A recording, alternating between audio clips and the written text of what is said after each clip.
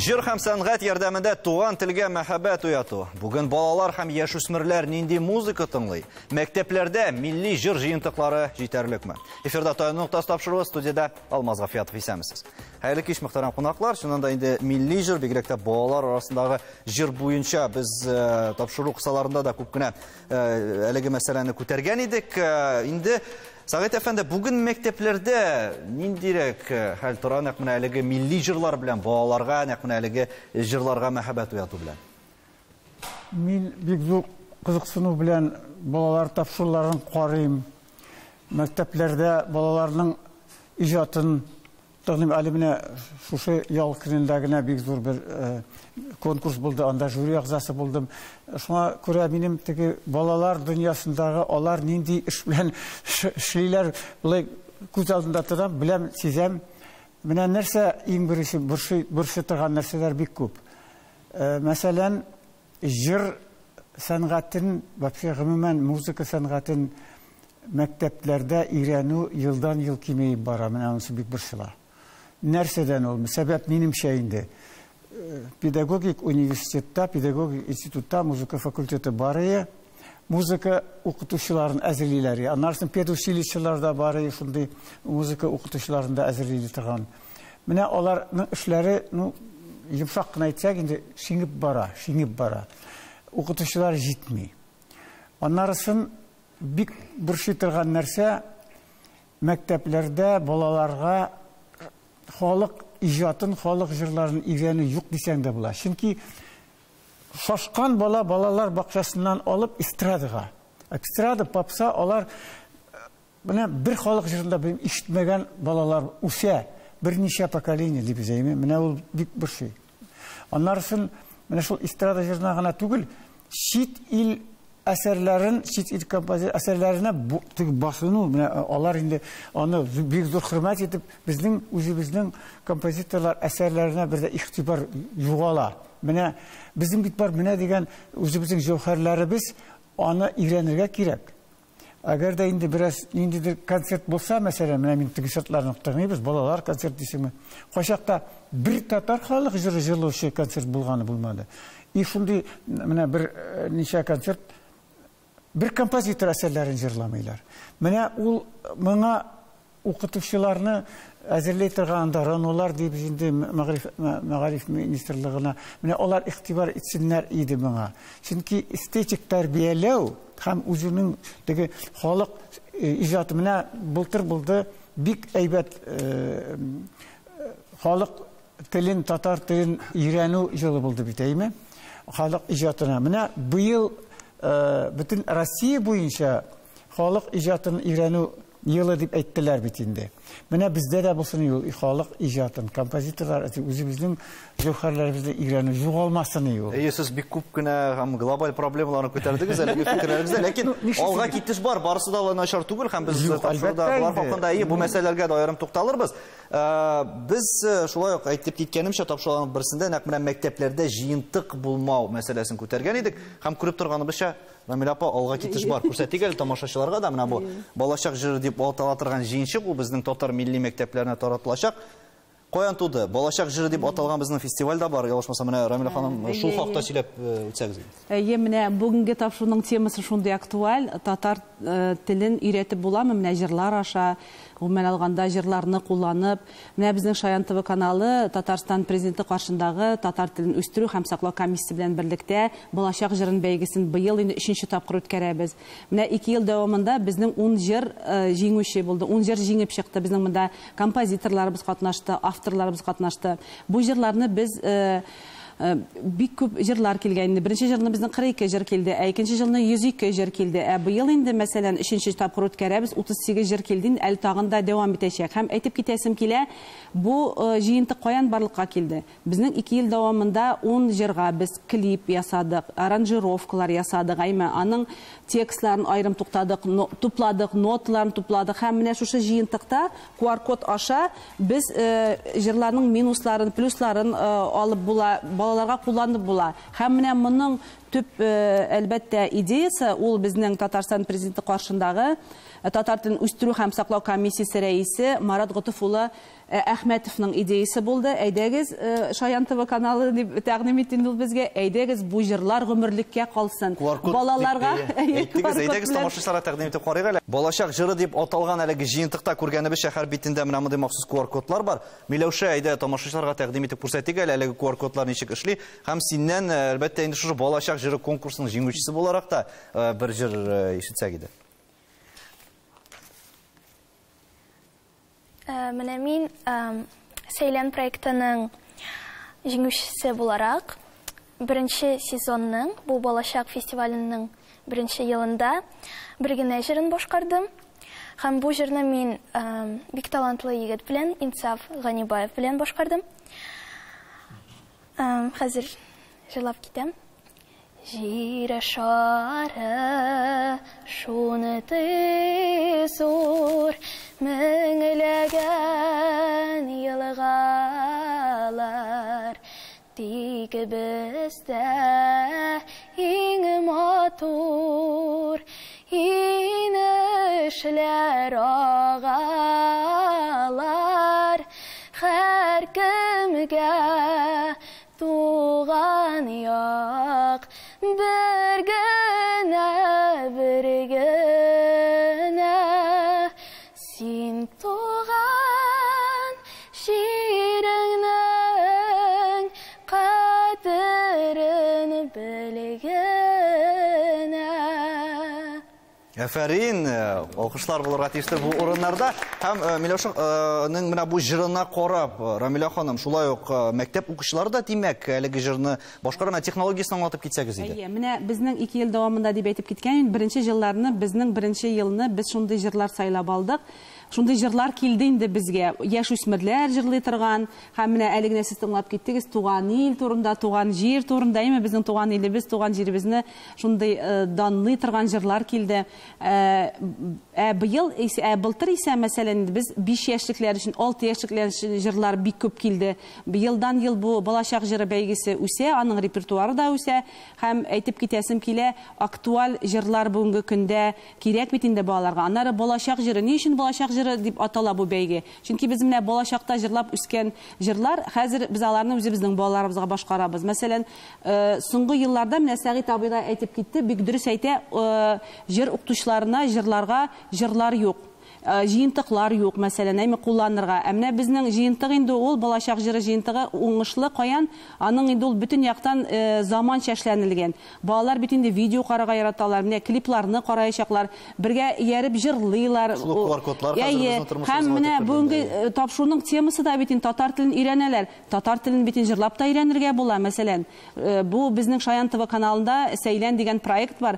Сәйлән проектында кайбер балалар менә интервью алганда әйтеп китәсе килә, бик татарчаны әйтә алмыйлар, сөйләшә алмыйлар. Алар 4нче ел быел үткәрәбез. Мәсәлән, Сәйләндә җырлыйлар һәм менә жюрилар белән аралашканда да сез күрәсез, кайбер вакытны татарча сүзләрне, фикерләрне әйтеп тора алмыйлар. Ләкин 2нче елына килгәндә инде алар шушы җырларны җырлап, аралашып, татар теленең тәмен, ләззәтен аңлыйлар. Һәм безнең төп максат менә шулай үзебезнең матур телебезне популярлаштыру. Татар телен ничек популярлаштырып була? Әлбәттә, инде матур телевизион тапшырулар эшләп һәм матур җырлар башкарып. Җыр аша дөрестән дә шулай. Риф әфәнде менә монда Сәгыйть әфәнде, Рамиля апа да әйтеп киттеләр. Шуннан да менә бу җыентык һәм татар телендәге безнең сыйфатлы дип әйтик инде мәктәп укучыларына тәкъдим итә алырлык җырлар булмау мәсьәләсе. Кайчан башланды? Ул инде электән килә бит инде безнең. Һәм ни өчен, кем башкарырга тиеш моны сезнеңчә? Беренчедән, мин инде 18нче елда чыгардым шундый булмаган җыентыклар дигәч инде. Чөнки менә балалар белән җырыйм, балаларга бакча, балалар бакчасына, мәктәпләргә күп кенә җырга туры килде. Һәм ниһаять мин әйтәм, буларга шундый җыентык кирәк. Мин инде җыентык турында әйтергә телим, чөнки менә шушы сез бит әйттегез, бала татарча өйрәнергә тиеш. Җыр, ки, ул бит инде озакрак яши сүздән. Менә элек-электән кине дишектер кабул иткәннәр, ки яшәгән, шунарга тагы ниндер яңа сүзләр истәгәннәр, тагы яңа җырлар килеп чыккан. Менә мин инде шуны карап, мин әйтәм, ниндер шундый җыр булырга тиеш, менә ябышырга тиеш балага. Балалар ниндирәк җыр тыңлый икән, Лузия ханым? Шунында бүген балалар татар телендәге нинди җырлар белән кызыксына? Аларга заманча җырлар кирәкме әйткәнемчә, аңлашыла, чит ил рус җырларына игътибар итәргә мөмкин, ләкин халык җырлары да булырга тиештер бит. Һәм алар кызыксынамы шулай ук бу җырлар белән? Әлбәттә, мин үзем Баласити балалар бакчасында татар теле укытам. Минем үземнең дәресләрем гомумән җыр белән үрелеп барыла. Балаларны татар телен өйрәткәндә җырны куллану иң отышлы момент. Алымдыр инде. Алым дип уйлыйм, алым дип саныйм. Безнең балаларыбыз җыр белән җыр өйрәнгән вакытта күбрәк сүзләрне дә хәтерләрендә калдыралар.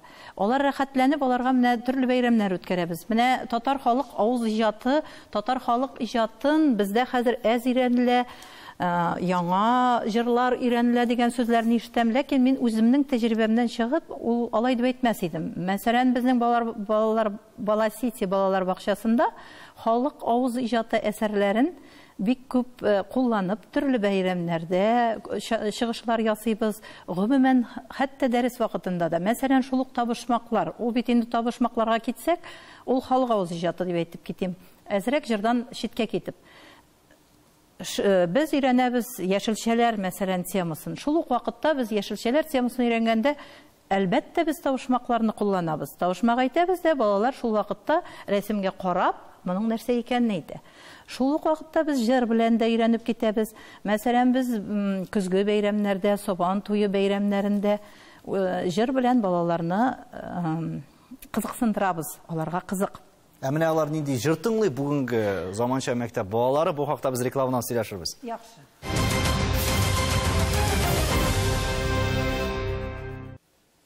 Татарстан Яңа Гасыр телеканалында Таяуны нокта тапшыруы балалар җыры хакында һәм гомумән менә бу җыентыктан башлаган иде, балачак җыры дип. Тамчыгөл, мәктәптәге менә балаларның кызыксынулары турында сөйләшә башладык. Бүген мәҗбүр итеп кенә сезнеңчә балаларга менә ничектер җырга мәхәббәт уятып буламы, ничек уйлыйсыз? Әллә монда ниндидер шундый кызыксындыру алымнары кулланып, менә Лузия ханым әйткәнемчә, шул уеннар, табышмаклар, җырлар ярдәмендә кызыксындырырга кирәкме? Чөнки шул гаджетлар, алар барыбер инде төп игътибарны ала. Телибезме, без моны теләмибезме?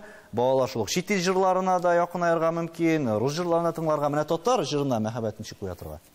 Әлбәттә, укытучы буларак, балаларның туган телгә мәхәббәтен мин әлбәттә җырлар аша уятам. Җыр ул баланың тәрбиясендә бик зур роль уйный. Менә бала тугаштан ук иң беренче бишек җырлары. Ул әнинең назы, мәхәббәте белән суарылган җырлар, алар баланың күңелендә мәңгегә истәлеккә кала торгандыр инде.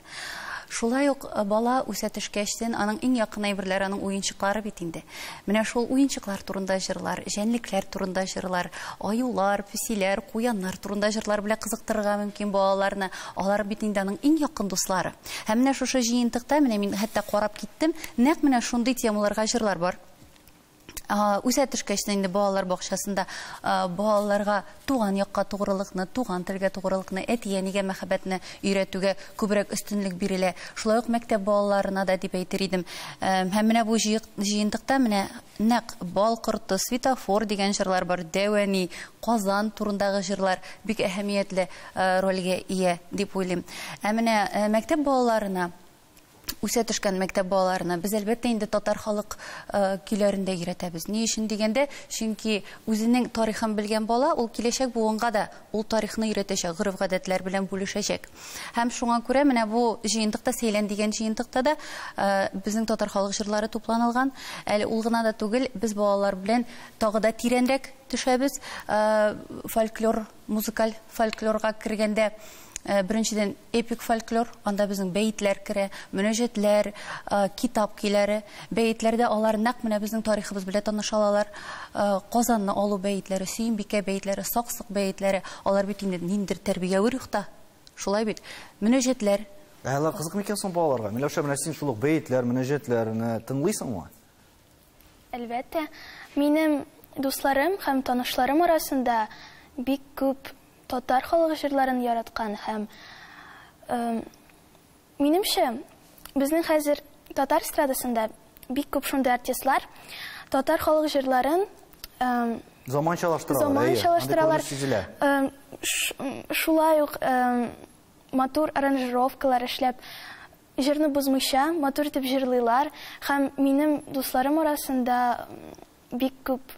Менә без бергә шул җырларны бар, тыңлыйбыз. ул аңа ничектер искелек кенә карамыйлардыр, менә шул халык җырларына да һәм бүген сөйләп алу мөмкинлекләре дә күп бит. Рамилә ханым, менә сезгә конкурсларга киләләр бит инде, шул балаларда аларның шулык менә игътибар иткәнем бар, жюри вәкилләре дә әйтә, инде җырлаганда һәм сөйләгәндә дә нинди җыр тыңлаганнары, ниндирәк мөхиттә үскәннәре сизелә дип. Менә шунда да конкурс мисалында да сез әйтә аласызмы безнең бүгенге балаларның җыр ягыннан кызыксынулары нинди икәнен? Әлбәттә әйтә алам, аннары минем өстәп әйтәсем килә, Тамшыгөлгә дә, Миләүшәгә дә безнең бит инде без тугач дин баланы алгач җырлыйбыз, сөйләшәбез дә инде, ләкин күп очракта җырлыйбыз бит инде, менә бишек җырлары безне озата килгәнәйме, без шундый татар халкы шундый мөхиттә үстек, менә Шаян ТВ каналында төп мөхите ул бит инде татар теленә мәхәббәт уяту һәм шулай ук менә татар мөхитен тудыру. Менә бу бәйгеләр миңа калса татар мөхитен тудыручы алшартлар дип уйлыйм. Чөнки менә балалар киләләр, алар тырышалар, җырларны җырлар кына калмыйлар, алар менә киемне дә карыйлар. Менә Сәгыйть абый әйтеп китте бит, эстетик яктан да үстерә менә бу җырлар. Аннары безнең җырларыбызда бит шундый тарих та чагыла, безнең җырларыбызда татар теленә мәхәббәт, безнең мәдәниятыбызның байлыгы да чагыла. Һәм алар иң мөһиме шушы җырлар аша фикер, татар теленә фикер йөртергә өйрәнәләр. Менә шунысы шатлыклы бүгенге көндә. Алар бит аралашалар, үзләре белән танышалар, дуслашалар. Менә безнең Сәйлән фестиваленә килгәндә, менә бу безнең җыентыкта 24 җиңүче булды безнең 3 елда. Быел бит инде без инде 4нче тапкыр үткәрәбез Сәйлән фестивален һәм менә монда безнең алар бер-берсен күрәләр. Менә безнең монда бу җыентыкта җиңүчеләр дә бар, җиңүчеләрнең фотолары да бар һәм флеш-карта бар. Флеш-картада инде әлбәттә шушы җырлар бар. Менә без моны Татарстан мәгариф министрлыгы белән бергә татар гомумән алганда район, 50 район бар, безнең 50 район мәктәпләренә таратып чыктык. Аны алар инде кулланалар. Менә һәрбер районга ул килеп эләкте дип әйтәм, һәрбер балага килеп эләкмәсә дә ул электрон вариантта сайтларда бар. Һәм минем инде шундый biz инде бик рәхмәтле үзебезнең президентыбыз Рөстәм Нургали улы Миннихановка, чөнки быел инде безгә 4 ел тула Шаян ТВ каналына, ул бит аның идеясы һәм ярдәме белән ачылды. Бездә балалар мәш киләләр, программаларда рәхәтләнеп катнашалар һәм иң мөһиме менә шушы Сәйлән проекты һәм балачак җыры аларның иң яраткан проектлары. Һәм татар балаларына үсеш өчен дә менә бу бик яхшы, чөнки чыннан да моңа кадәр урын юк иде. Алар инде шул үз мәктәпләрендә шикләнеп, кемнәрдер мәсәлән шул башка төрле фестивальләрдә чыгып, ләкин нәкъ менә милли юнәлештә башкарылган андый проектлар юк. Сәгыйть әфәнде, шунда да менә бу мәсьәләдә Сәгыйть абый безнең жюри рәисе балачак җыры бәйгесендә. Менә нәрсә әйтәсем килә. Менә дөресен әйткәндә, электә андый җыентыклар бар иде, дәреслекләр дә бар иде. Ни өчен мәктәпкә барып җитмәделәр алар? Чөнки, беләсез, ул бер 40-50 ел элек булган сүз турында бара. Чөнки заманалар үзгәрде. Аңлыйсызмы, балаларга ул җырлар андагы менә ул элекке дәреслекләр. Кайбер укытучылар шул дәреслектәр буенча да укыталар хәзер. Заман үзгәрде. Җырларның эчтәлеге монда эчтәлегендә генә түгел, аларның ритмы башка, гармониядер. Аңлыйсызмы? Алымнар, композиторларның алымнары хәзер, чөнки ул кичкенә балага, ул инде бала бакчасыннан ук теге мультфильмнар карап, теге бөтен теге ритм, икенче төрле ритм. Бәсез, хәрәкәт икенче төрле. Шуңа күрә шундый җырлар булырга тиеш, заман таләпләренә туры китерә торган. Рифа фәнде, менә нинди җырлар икән, ул бүген заман таләпләре. Монда аерып куярга кирәктер әле шул эстрада җырларын, чөнки күпләр эстрада җырларын әле үрнәк итеп куярга мөмкин. Монда әгәр дә без балалар иҗаты, балалар җырлары дигәндә, алар бит инде шул эстрада мәсәлән һәм бүген сәхнәдә булган һәм инде шул телевидение аша мәсәлән һәр даим күрсәтелеп торган җырларга ничектер үрнәк итеп карарга тиештә түгелдер әлбәлки. Менә сез ничек уйлыйсыз? Мин уйлыйм, сүзләр, менә композиторның сүзләр уята. Яхшы җыр языр өчен әйбәт сүзләр кирәк. Безнең андый сүзләр язучы менә соңгы елларда мин яшьләрдән Роберт Миннуллин белә идем инде, аның белән күп яздык. Менә Ленар Шәйх минем өчен яңалык булды, чөнки ул үзенең китабын бүләк итте дә миңа, шуннан менә күп кенә җырлары минем дөньяга туды. Шуңа күрә сүз композиторны уята. Һәм илһамландыра җыр язды. Рухландыра. Тематик яктан да, аннан соң без бит инде аралашабыз, балалар күрәбез, чыннан алар бик күп информация алалар. Алар чит ил музыкасында тыңлар, шуңа күрә без ритмда калырга тиеш түгел алардан чит ил музыкасыннан. Без татарча булсын ул мәгънә буенча. Мин әйтәм инде фольклор, менә фольклорны әйтеп киттегез бит әле.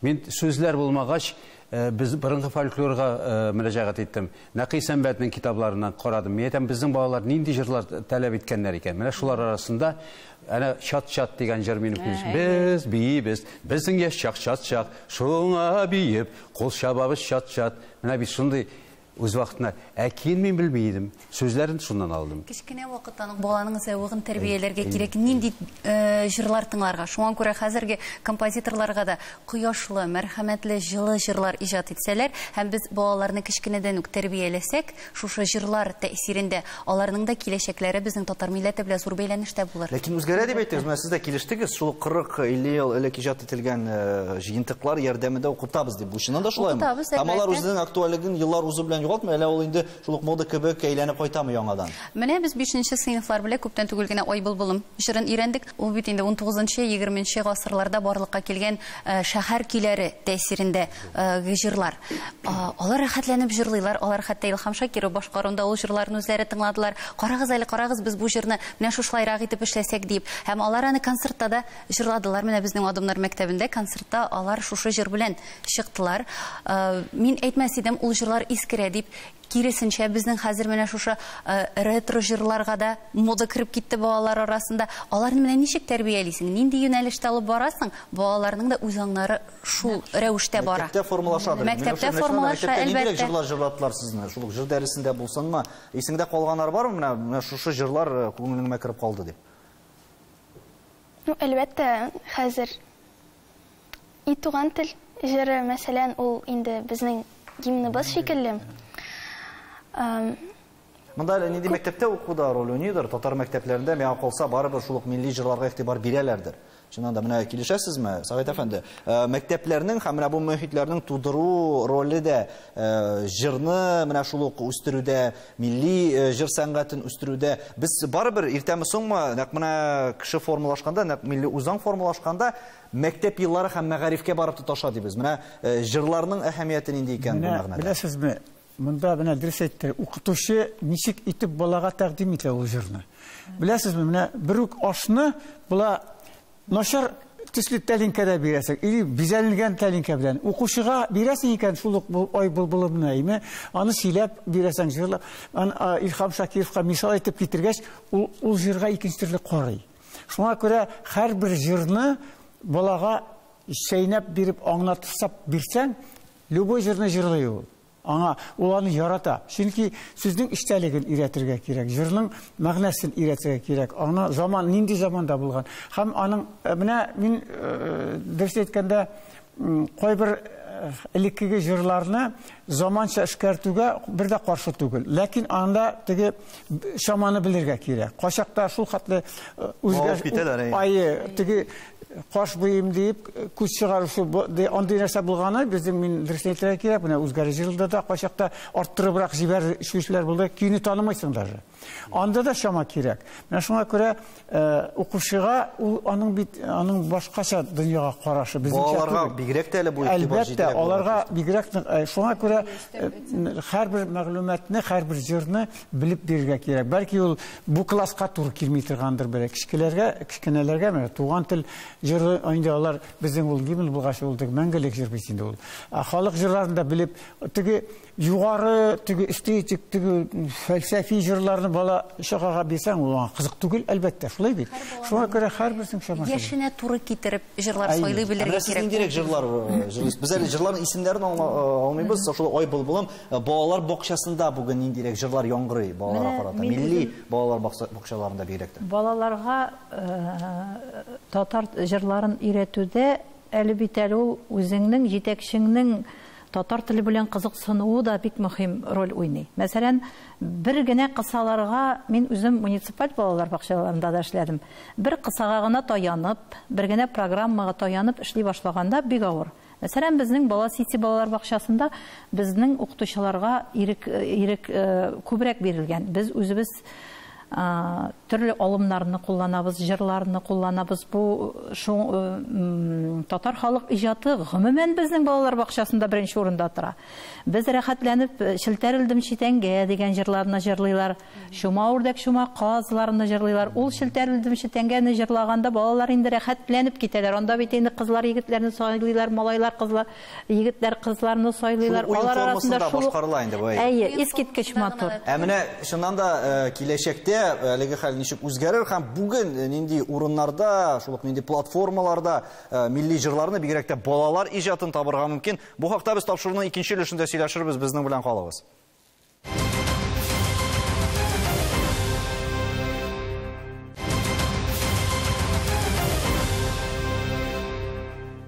Бүген балалар һәм яшүсмерләр нинди музыка тыңлый, мәктәпләрдә милли җыр җыентыклары бармы? Эфирда Таян нуктасы тапшыруы, студияда Алмаз Гафиятов исәмсез. Тагын бер кат хәерле кич, мөхтәрәм кунаклар, тапшыруның икенче өлешен башлаганчы сезнең белән бергәләп балачак җырыннан видеоязма карап алыйк, аннан сөйләшүне дәвам иттерербез. Юлга чыкма син чабып, тукта алда юл ябык. Юлга чыкма син чабып, тукта алда юл ябык. Җәяүле юл акыллы, яшел утка гына чык.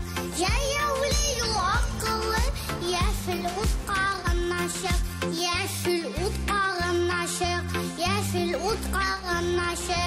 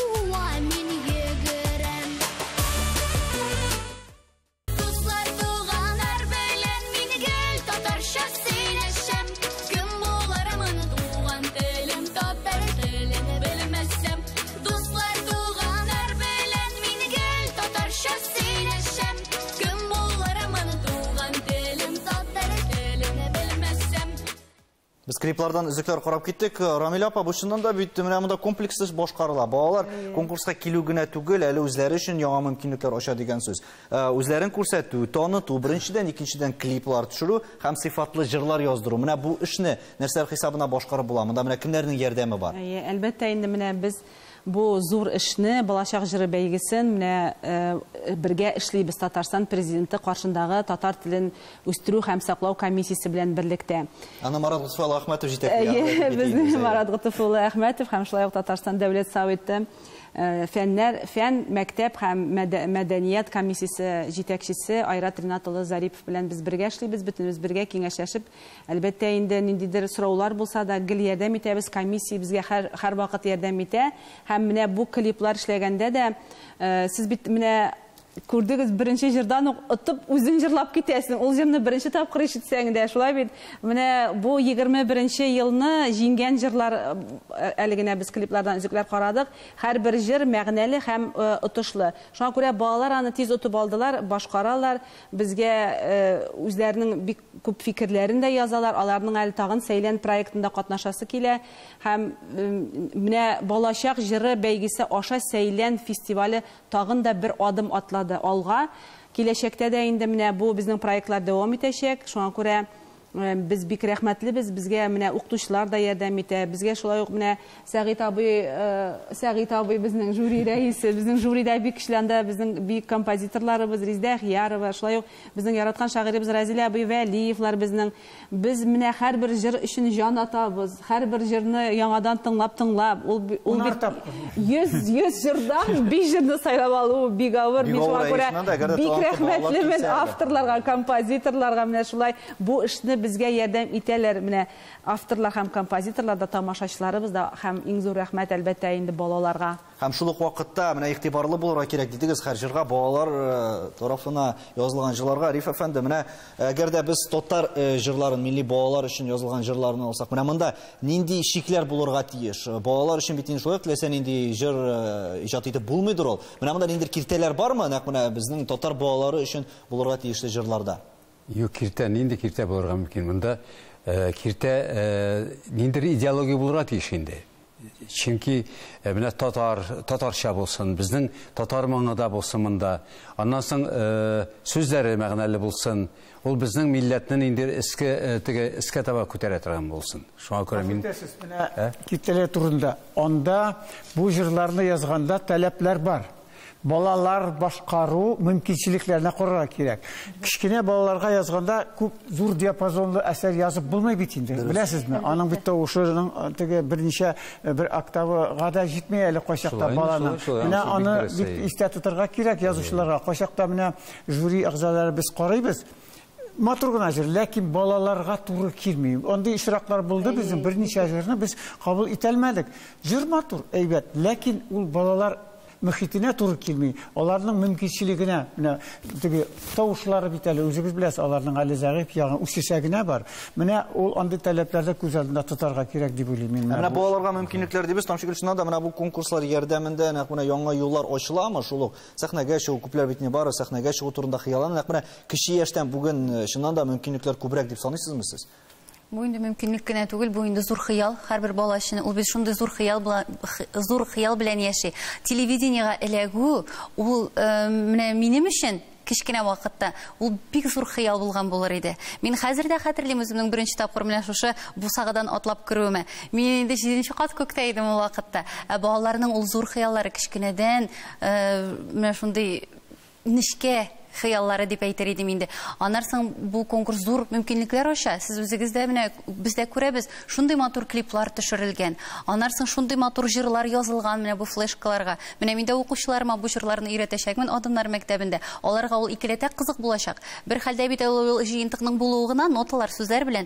Икенчесе инде ул җыентыкка балалар үзләре телефоннарын куеп, алар бит инде безнең заман балалары, аларга бит һәрвакыт кызык. Аларны ул тагын да ныграк кызыксындырачак. Менә шуларны ачып карап үзләре белән балалар өчен сәйлән конкурсы инде зур мөмкинлекләр ача.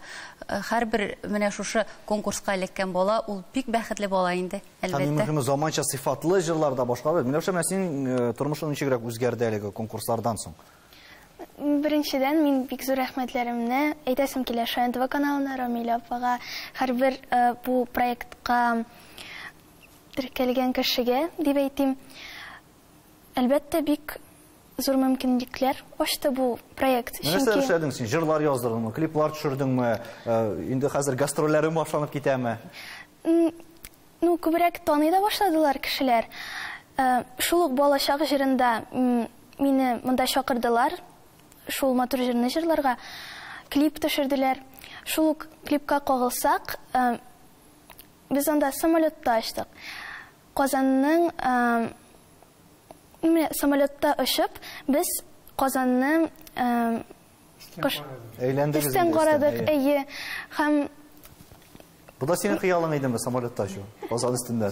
Димәк, әле конкурс ярдәмендә үзеңнең иҗади түгел, менә шундый хыялларны тормышка ашыргансыңдыр. Рүзия ханым, мәктәпләрдәге менә бу балаларның шулай мөмкинлекләрен алганда, безнең бүген конкурслар җитәрлек дип саныйсызмы сез? Чыннан да үсеш өчен, мөмкинлекләр өчен, чөнки менә элек барыбер инде талантлы балалар да ничектер яшеренеп яткан булса, хәзер аларга менә шул киң аудиторияга чыгу өчен барысы да бар дип саныйсызмы? Әлбәттә, менә мин укытучы буларак шуны әйтәсем килә. Гасырлар белән безне тоташтырган милли хәзинәбезне безнең үзебезнең укучыларыбызның башкаруында ишетү ул бик зур бәхет дип саныйм мин. Бу бәхетне тормышка ашыру да безнең Шаян ТВ каналы бик зур рольне уйный. Безнең менә шушы клипны гына карагачтын да безнең үзебезнең балаларыбызны күрү минем өчен бик шатлык. Чөнки менә Әминә Гыйльманова һәр вакытта да Курай белән дә чыгалар, алар җырлар белән дә чыгалар, төрле клипларда чыгалар. Менә бик зур рәхмәтемне җиткерер идем. Хәзер балалар өчен төрле конкурсларда катнашу мөмкинлеге күбәйде. Безнең дәрестә дә менә балалар күрәләр үзләренең яшьтәшләре, дуслары телевидениедан күргәннән соң аларның да шулай ук анда бараслары килә. Шуңа күрә мин дә язлыйм әле Шаян ТВ түгәрәгенә. Без әлбәттә Шаян ТВ белән һәр көн диярлек бергә элемтәдә торабыз, бергә эшлибез. Аларга бик зур рәхмәтле. Балаларны кызыксындыруда бик зур роль үти.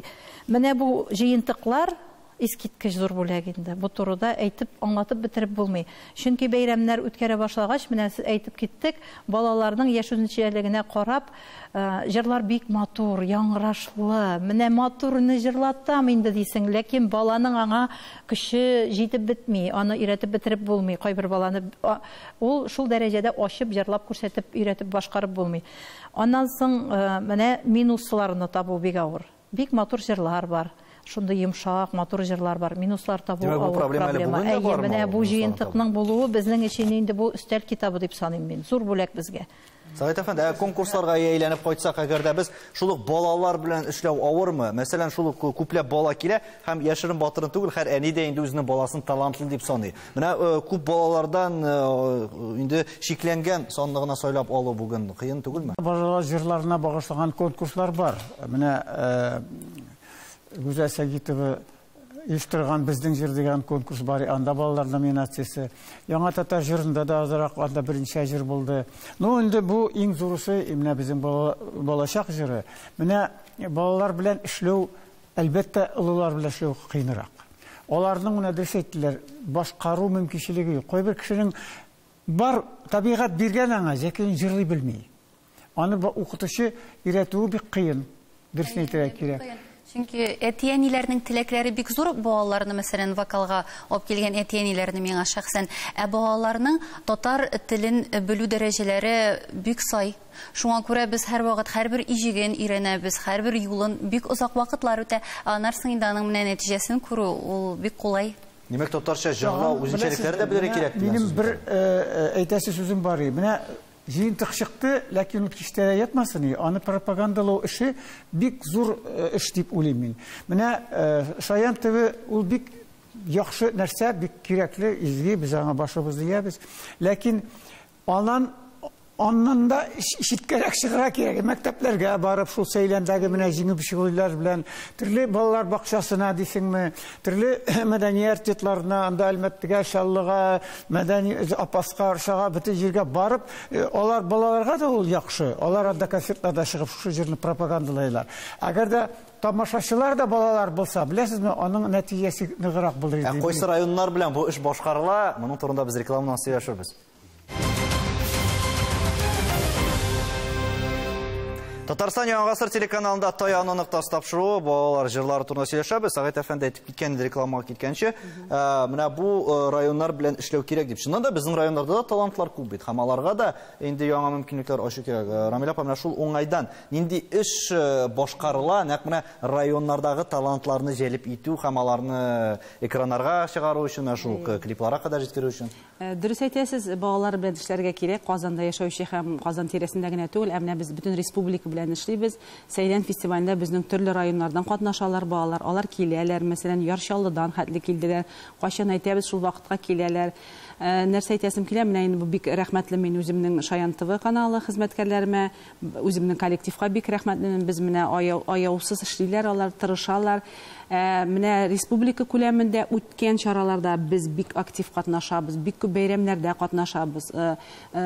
Бик күп сәхнәләрдә безнең балачак җырын шушы клиплар белән бергә балалар җырлый. Аннарсын Сәйлән фестивалендә җиңгән җиңүчеләр, алар 24 җиңүче, бөтен bütün ниндидер чаралар бар, bütün чараларда да актив катнашабыз. Районнарда без әлбәттә очрашабыз алар белән. Анда без инде сөйләшәбез, җырлыйбыз, үзебезнең Шаян ТВ каналы турында сөйлибез һәм социаль челтәрләрдә дә бик зур пропаганда алып бара бүгенге көндә. Алып барабыз пропаганданы, безнең бит инде иң мөһиме безгә аралашу, тамашачы белән күздән күз карашу. Алар үзләренең фикерләрен әйтәләр һәм менә балачак җырын икенче тапкыр үткәргәндә инде безгә бик күп фикерләрне әйттеләр. Без аны тамашачылардан ишеттек.